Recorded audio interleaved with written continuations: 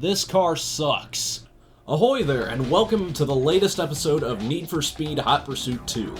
Things are going to be a little different this time, because I'm going to explain why the Opel Speedster / Vauxhall VX-220 is the worst car in the game.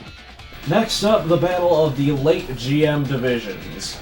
That being Opel and Vauxhall, because Opel is owned by Stellantis, which has Chrysler now, and Vauxhall is dead. Except I make more false claims than a politician about the Opel Speedster 220 in the footage.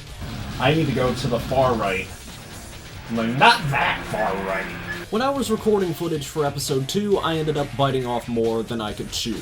We're gonna do one more thing here for this session, and then we'll call it a day. I hit the game's first knockout tournament series without knowing it, meaning that the racer in last place at the end of each race, not lap, was eliminated. I already knew that the early game racing was going to be slow, but not a whole half hour more of footage slow. The last episode was only a quarter of the footage I recorded that day. This series had me locked into using one of two cars, the Opel Speedster or the Vauxhall VX-220. Insert the office meme here. So at the end of the day, the Opel Speedster or Vauxhall whatever is the winner. I thought to myself, this won't be so bad. Someone tells me this pleasant Sunday drive is not going to be pleasant for much longer. But because this was Ultimate Racer where the cops were present, I was in for a serving of humble pie. This is the part where we get to why I developed a dislike for the twin cars in the form of my misconceptions about them. Another tidbit of useless information. Did you know every Australian manufacturer in this game no longer exists? Strike one. The car is German. Or British. Vauxhall was the British arm of GM at the time, and Opel was German. However, the Speedster 220 twins are both based on the Lotus Elise with their engine layout. So in a way, I guess the cars are both British. Yep, it is definitely front-wheel drive. Strike two. It's rear-wheel drive. But why did it feel like front-wheel drive? Maybe I just wasn't pressing the handbrake button hard enough. It seems like with the DualShock 2 that I'm using, I need to apply more pressure than necessary to engage the handbrake, likely due to use from its previous owner. Would I ever want to drive a Speedster or a VX220? Probably not. And strike three. I don't want to import this car. It's just outside of range of being able to be imported, so I have to wait like 5 more years to even have a remote chance of trying to import this thing. Not that I would, though. It's not like the car looks bad or anything, it's that it doesn't look good. I'm not the biggest fan of shotgun exhausts, where the two pipes are stacked vertically like some double-barreled shotguns. I'm fine with it on the Nissan 240Z because its exhaust is off to the side. I'm also fine with central exhausts, but not like what's on the Speedster. But the biggest reason why I don't like this car is that it's a cop magnet. That is not a shortcut! That is not a shortcut! Go, go, go! You're busted. Another dreadful problem with this game, you can never see right in front of you. Oh, there's a roadblock here. Who put that there? Move!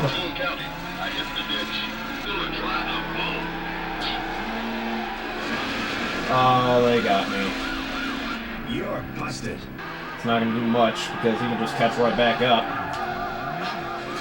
Why can't I ever escape in a Vauxhall? Oh, come on! They're not gonna be able to set it up unless this guy... Are you?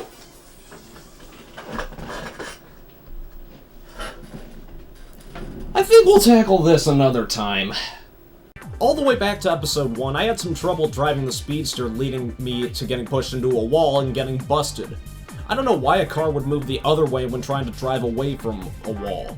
In all other racing games I've played, you keep moving the direction your wheels are turned when pushing against a wall. Not in Hot Pursuit 2. Your car inexplicably goes in the opposite direction when driving into the wall. And because your forward progress is stopped, you're going to get busted by the cops if they're right on you. And because both the rubber banding and the time it takes to be reset on the track after getting caught, you end up losing ground with the opponents and will ultimately lose the race. You might as well just start the race over again if you're caught. Thankfully, the game doesn't reset your tournament progress unless you explicitly tell the game to do so.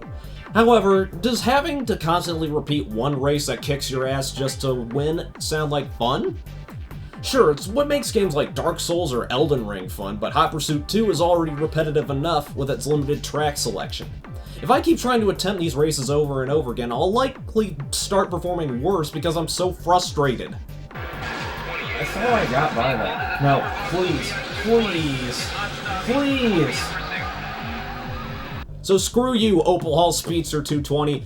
I will finish that knockout tournament, and you will not have my sanity any further. Once it's all said and done, I will dub thee the worst car in the game.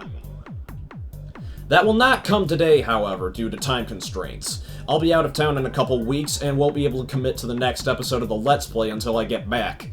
But I will conquer the event, and I will learn to deal with the Speedster. Or the VX-220. Or the Lotus Elise. Whatever, they're basically the same thing.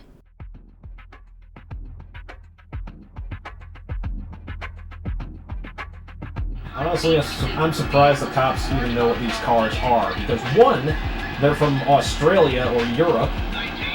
2, they look exactly the same. Also, how is there a cop hiding in the bushes? Why is there a cop hiding in the bushes?